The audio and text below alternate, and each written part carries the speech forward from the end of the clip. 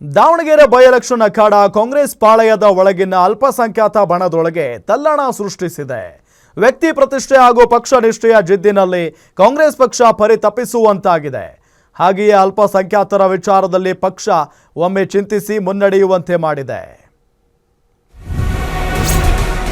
ದಾವಣಗೆರೆಯಲ್ಲಿ ಕಿಚ್ಚು ಹೊತ್ತಿಸಿದ್ರ ಜಮೀರ್. ವಸತಿ ಸಚಿವರ ವಿರುದ್ಧ ಹೈಕಮಾಂಡ್ಗೆ ದೂರು.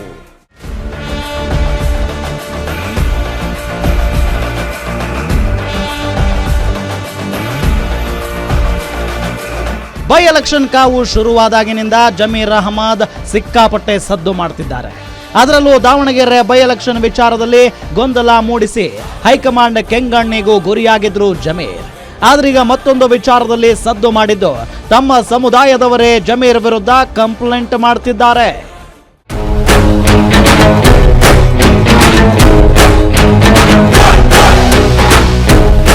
ಕಾಂಗ್ರೆಸ್ ವೋಟ್ ಬ್ಯಾಂಕ್ ಅಂತಲೇ ಪರಿಗಣಿಸಿರೋದು ಅಲ್ಪಸಂಖ್ಯಾತರು.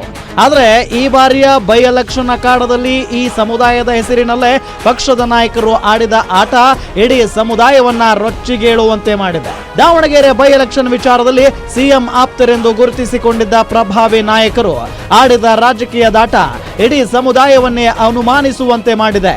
ಎತ್ತ ಸಮುದಾಯ ಕಂಟಿರೋ ಕಳಂಕ ತೊಳೆಯಲು ನಿಂತಿರೋ ಕೆಲ ಪಕ್ಷ ನಿಷ್ಠ ಕಾಂಗ್ರೆಸ್ ನಾಯಕರು ಈ ಬಗ್ಗೆ ಪಕ್ಷದ ಪ್ರಮುಖರ ಗಮನಕ್ಕೆ ತರಲು ಅಣಿಯಾಗಿದ್ದಾರೆ. ನಮ್ಮ ರಾಜಕಾರಣ ನಾವೇ ಅಂತ ಮಾಡೋರಲ್ಲ. ಕೆಲವ್ರಿಗೆ ಇದ್ದಿರ್ಬೋದು, ನಾನ್ ಬಿಟ್ರೆ ಬೇರೆಯವರೆಲ್ಲ, ಬೇರೆ ಯಾರ ಲೆಕ್ಕಕ್ಕೆ ಇಲ್ಲ, ನಾನೊಬ್ನೇ. ನಾನು ಇಲ್ಲದೆ ಇದ್ರೆ ಯಾರು ಕೇಳೋರಿಲ್ಲ, ಗತಿ ಇಲ್ಲ ಈ ಸಮುದಾಯಕ್ಕೆ ಅಂತ ಕೆಲವ್ರಿಗೆ ಇರ್ಬೋದು. ಅದು ನಮ್ಗಂತೂ ಇಲ್ಲ. ವಿವಾದಿತ ವಿಚಾರದ ಹಿನ್ನೆಲೆಯಲ್ಲಿ ಅಲ್ಪಸಂಖ್ಯಾತ ಘಟಕದ ಅಧ್ಯಕ್ಷರಾಗಿದ್ದ ಅಬ್ದುಲ್ ಜಬ್ಬಾರ್ ತಮ್ಮ ಸ್ಥಾನಕ್ಕೆ ರಾಜೀನಾಮೆ ನೀಡಿದ್ದಾರೆ. ಅದನ್ನ ಕೆಪಿಸಿಸಿ ಅಧ್ಯಕ್ಷರು ಅಂಗೀಕರಿಸಿದ್ದು ಆ ಘಟಕವನ್ನ ಮುಂದಿನ ಸೂಚನೆವರೆಗೆ ವಿಸರ್ಜನೆಯನ್ನು ಮಾಡಿದ್ದಾರೆ. ಆದರೆ ಜಬ್ಬಾರ್ ಸಲ್ಲಿಸಿದ ರಾಜೀನಾಮೆ ಪತ್ರದ ದಿನಾಂಕ ಎಲೆಕ್ಷನ್ ಗೋಲ್ಮಾಲ್ ಸಾಧ್ಯತೆಯನ್ನ ಹುಟ್ಟಿಸಿ ಮತ್ತೊಂದು ಅನುಮಾನದ ಕಿಡಿ ಅಂಟಿಸಿದೆ. ಜಬ್ಬಾರ್ ಅವರು ರಾಜೀನಾಮೆ ಕೊಟ್ಟಿರೋದು ಅಂತ ನಿಮ್ಮ ಮಾಧ್ಯಮದ ಮುಖಾಂತರ ಕೇಳ್ಪಟ್ಟೆ. ಮತ್ತೆ ಆ ಪತ್ರ ನೋಡಿದೆ, ಅವ್ರು ರಾಜೀನಾಮೆ ಕೊಟ್ಟಿರೋದು.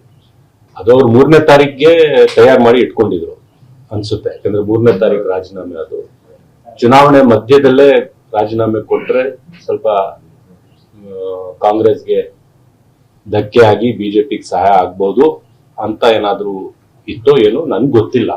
ಯಾಕಂದ್ರೆ 3ನೇ ತಾರೀಕು ಚುನಾವಣೆ ಮಧ್ಯ ಯಾಕೆ ತಯಾರು ಮಾಡ್ಕೊಂಡಿದ್ರು, ಈಗ ಯಾಕೆ ಬಿಡುಗಡೆ ಮಾಡಿದಾರ ಅಂತ ನನ್ಗೆ. ಇನ್ನು ಸಚಿವ ಜಮೀರ್ ವಿರುದ್ಧ ಡಿಕೆ ಬಣದ ನಾಯಕರು ಹೈಕಮಾಂಡ್ಗೆ ದೂರಿನ ಸರಮಾಲೆಯನ್ನೇ ಹೇಳಿದ್ದಾರೆ. ಹೀಗಾಗಿ ಸಚಿವ ಜಮೀರ್ಗೂ ದಾವಣಗೆರೆ ರಿಪೋರ್ಟ್ ನೆಗೆಟಿವ್ ಆಗಿದೆ. ಜಮೀರ್ ಮೇಲೂ ಕೂಡ ಹೈಕಮಾಂಡ್ ಗರಂ ಆಗಿದೆ. ನೀವೇ ಸಭೆಯಲ್ಲಿ ಬೇರೆಯವರಿಗೆ ಟಿಕೆಟ್ ನೀಡಲು ಒಪ್ಪಿದ್ರೆ, ಆದ್ರೆ ಹೋದಲ್ಲಿ ಬಂದಲ್ಲಿ ಬೆಂಬಲಿಗರ ಮೂಲಕ ಮುಸ್ಲಿಂ ಸಮುದಾಯಕ್ಕೆ ಅನ್ಯಾಯ ಆಗಿದೆ ಅಂತ ಬಿಂಬಿಸಿದ್ರೆ, ಈ ಮೂಲಕ ದಾವಣಗೆರೆಯಲ್ಲಿ ಕಾಂಗ್ರೆಸ್ಗೆ ಹಿನ್ನಡೆಯಾಗಲು ಕಾರಣರಾಗಿದ್ದೀರಿ ಅಂತ ಹೈಕಮಾಂಡ್ ಕ್ಲಾಸ್ ತೆಗೆದುಕೊಂಡು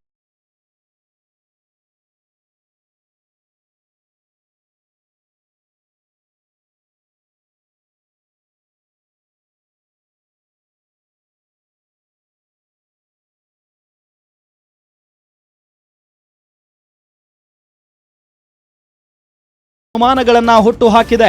ನಾಯಕತ್ವದ ಬದಲಾವಣೆ ಹಾಗೂ ಸಂಪುಟ ವಿಸ್ತರಣೆಯ ಕೂಗೆದ್ದಿರುವ ಹೊತ್ತಿನಲ್ಲಿ ಸಿಎಂ ಆಪ್ತ ಬಣದಲ್ಲಿ ಗುರುತಿಸಿಕೊಂಡಿರುವ ನಾಯಕರ ಕಡೆಯಿಂದಾಗಿರುವ ಎಡವಟ್ಟು ಈಗ ಸಿಎಂಗೂ ಸಂಕಷ್ಟ ತರುವಂತಾಗಿದೆ. ಕವನ Shivanna, political bureau, guarantee news, Bengaluru.